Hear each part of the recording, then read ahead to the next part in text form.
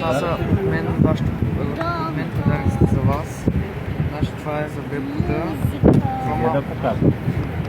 Стига да е. Това е за мама.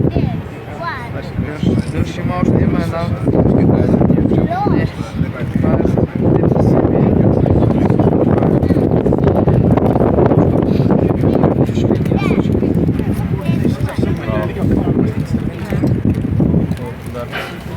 Еми символични. Можеш, принципно, аз си харесах глупости за себе си, харесвам вика майка.